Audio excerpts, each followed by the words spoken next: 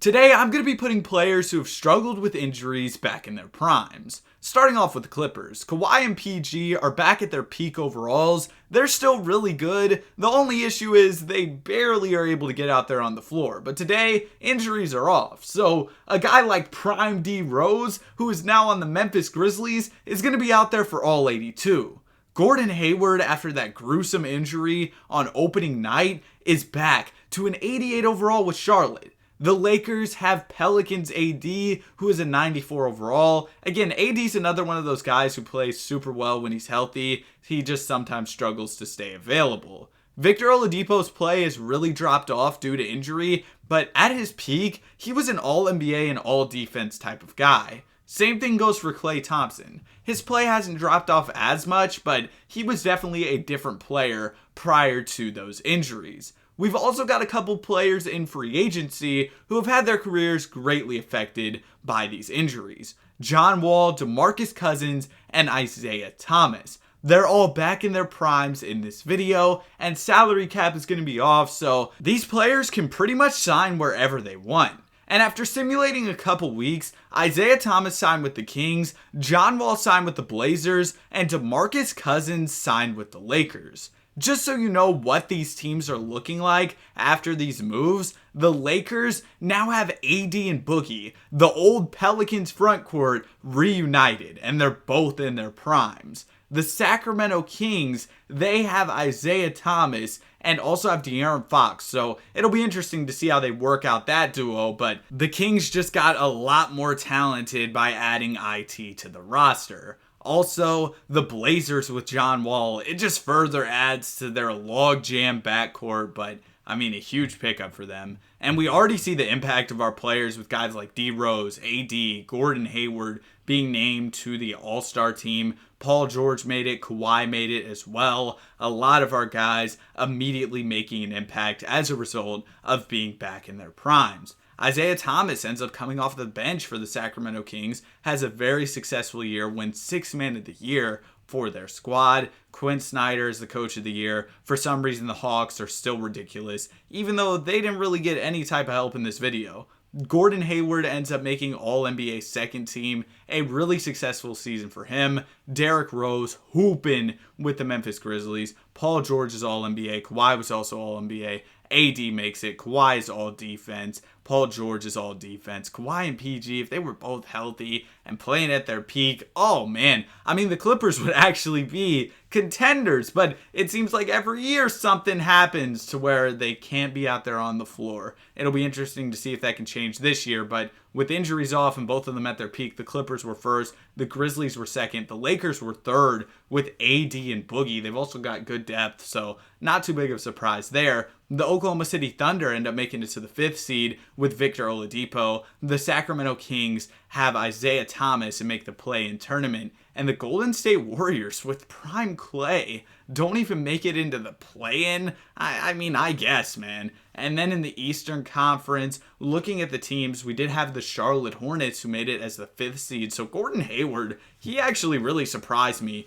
I mean, I expected him to be pretty good, but he was All-NBA. The Hornets are the 5th seed. Like, he was out there doing some incredible stuff this season. Now we're going to go ahead and get into the playoffs, see what these guys can do back in their prime, playing at their peak. And unfortunately, the Sacramento Kings aren't able to light the beam during the play-in tournament. They go ahead and lose. IT shoots 8 for 22 in the closeout game where they get eliminated from the play-in. So that's unfortunate. But you know what? They might have another chance, or IT could sign with another team. Anyway, in round number 1, the Clippers end up getting upset. The number 1 seed goes down to the 8th-seeded Timberwolves. And also, the 7th-seeded New Orleans Pelicans ended up upsetting the Memphis Grizzlies, who, of course, had Ja Morant and Derrick Rose. So, 2 huge upsets in the Western Conference. In the East, things are going more according to plan. But we do have a Game 7 between the Charlotte Hornets and the Cleveland Cavaliers. The Charlotte Hornets end up taking this one home. A Brandon Miller 35-point game. LaMelo with 26 and 18. Gordon Hayward with kind of a underwhelming game, but he's apparently been hooping for them. So, you know what? We'll give him a pass on that one. And the Hornets go ahead and advance, winning into Game 7. We've also got a couple Game 7s in the West. We'll start off with this Mavs and Lakers one, where the Dallas Mavericks are going to go down. The Los Angeles Lakers are able to take it home in the final few minutes. Their big front line of Anthony Davis and DeMarcus Cousins is able to get the job done. So much scoring talent in that front court. The defense of AD, man, what a ridiculous duo they would have there. Dillon Brooks ended up on the Lakers, which is kind of funny, but hey, he got 11 points. He was getting a couple buckets, and the Mavs go down. Luka had a big game, but it wasn't enough. We got one more Game 7, and if you're watching so far, I'd really appreciate if you consider subscribing. We're trying to hit 13K. We just hit 12K recently. I appreciate y'all. But the Oklahoma City Thunder end up taking this one home. Victor Oladipo with 19 points. Shai Gilgeous-Alexander with 31. So they combined for 50. Vic is having a big playoffs for the Oklahoma City Thunder. Now our round 2 matchups are set. We've got the Minnesota Timberwolves facing up against the Oklahoma City Thunder. The young Thunder with the prime Oladipo trying to take down the T-Wolves. We've got the Pelicans versus the Lakers. AD versus his former team. The Charlotte Hornets facing up against the Atlanta Hawks, the broken 2K team versus Gordon Hayward in his prime. And then we've got Celtics Sixers, two teams who tend to do pretty well in the simulation. Let's go ahead and simulate all these series now that you know what teams are going up against each other. We already have some pretty close ones, and we end up getting a Game 7 in the Eastern Conference. Both Western Conference series are done in 6 as the Lakers and T-Wolves advance, but Boston and Philly are going to a Game 7 here where the Boston Celtics are going to get absolutely cooked. They lost by how many? 39, I think? No, that's not 39. That's 41, bro. Oh my goodness. It's been a minute. The math is tough. Harden had 26 assists. Bro, they got cooked, man. James Harden, what a performance. And now we've got a Game 7 between the Hornets and the Hawks, where the Atlanta Hawks are going to win by 48. Y'all are testing my math skills today. How are y'all doing this? The Atlanta Hawks, Trae Young with 42, DeJounte with 33. You put those two numbers together, they combine for 75. Bro, I'm carrying ones, adding reciprocals. I'm cooking with my math today. But we've got the Lakers and the T-Wolves out west, Sixers and the Atlanta Hawks in the east. Ultimately, I'd like to see the Lakers make the finals because, prime Boogie. But unfortunately, the Lakers are down 3-2 and they're going to lose in 6. So we got a T-Wolves versus Sixers finals. I guess the Sixers are going to sweep and Harden gets a ring. But now we got something interesting that we can look at. We got free agency, man. And a lot of our guys are free agents this summer. And after simulating to day 9 of free agency, all of them have made their decisions. Kawhi is going to Philly. D Rose is back in Chicago. Paul George is going to Philly with Kawhi. AD is going to the other LA team, the Clippers. James Harden's going to the Bulls with D Rose. John Wall's going to the Bulls with D Rose and Harden. Boogie's back with the Lakers. IT is going to the Lakers. Hayward's also going to the Sixers. So that's a lot to digest there. But here's what happened, okay? This is what the Sixers are looking like. Absolutely stacked with talent. They had a huge free agency despite losing out on Harden. The Bulls, they have a lot of point guards, but they should be able to figure it out. They got a lot of talent. The Los Angeles Clippers, they got Anthony Davis. They picked up Siakam and also Miles Bridges. The Charlotte Hornets, they end up losing out on their guy Gordon Hayward. The Kings lost out on their guy IT. But the Lakers, they picked up IT and they also added Boogie. I think Bron retired and then Anthony Davis left for the Clippers. The Raptors picked up Victor Oladipo and the Warriors stood pat with Klay Thompson in his prime. So, yeah, a crazy free agency. I had to recap all of that so y'all could follow what was going on because it definitely got pretty wild. Damian Lillard wins 6th Man of the Year in Portland. I'm guessing they have Scoot starting over him, and Brandon Miller wins Most Improved as Gordon Hayward left, which probably opened up the starting spot for Miller to go out there and get some buckets. But checking out the All-NBA teams, a lot of our guys who are in their prime ended up having big seasons, which is exactly what we like to see.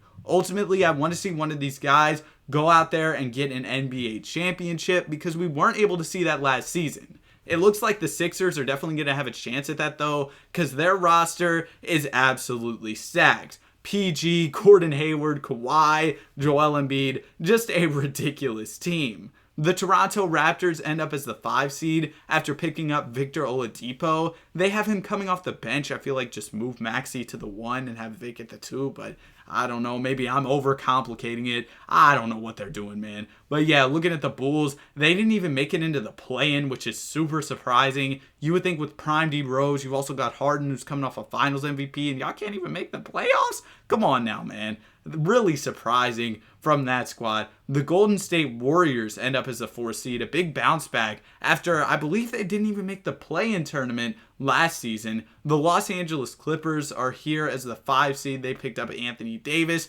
The Lakers are in the play-in with Isaiah Thomas and DeMarcus Cousins, and of course Dillon Brooks. So we're set up for what should be a pretty eventful NBA playoffs. I'm excited to see how things go. The Sixers, though, are definitely a powerhouse heading into this one. The Lakers end up losing in the play-in tournament. So Isaiah Thomas ends up losing in the play-in back-to-back seasons, last year with the Clippers and now with the Lakers. But we do have some of our prime players matching up, with the Warriors facing up against the Clippers. You got AD facing up against Klay Thompson. So that's definitely an interesting matchup there. We'll go ahead and simulate past these first round matchups pretty quickly. We'll see if we get any game 7s that we could potentially watch. But the Clippers do go ahead and cook the Warriors in the first round. The Toronto Raptors move on, and that stacked Sixers team also goes ahead and sweeps the Detroit Pistons. So now our second round matchups are set.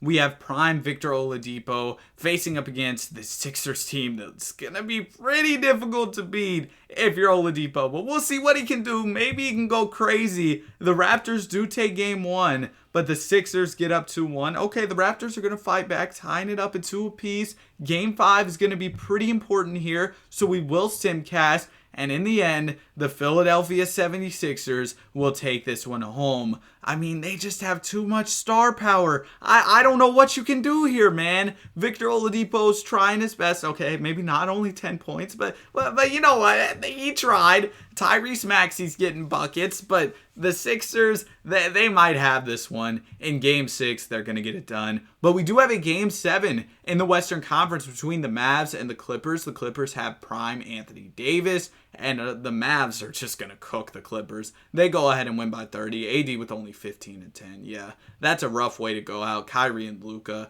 go ahead and hoop, leading their team to a conference finals appearance. And unfortunately, the Philadelphia 76ers also ended up losing in 6 to the Hawks. So, yeah, again, none of our prime players are able to win an NBA championship. This year in free agency, there was some player movement, but all of our prime players were pretty much settled in with their squads, and nobody really too notable went to any of the players' teams besides like Aaron Gordon going to the Raptors with Victor Oladipo, but nothing else too crazy happened, so we'll go ahead and get to the playoffs. At the end of the season, Giannis is named the MVP of the league. He's with the Pistons. He's playing alongside Jalen Brunson and Cade Cunningham. They've got a pretty good squad. Fred VanVleet is a 6-man in Golden State, and also Paul George ends up taking home a DPOY. So I guess Golden State ended up picking up VanVleet later on, because I don't think I saw that in the free agency screen, but a big pickup for them nonetheless. And that could help Klay and Curry go out there and win a championship. Prime Klay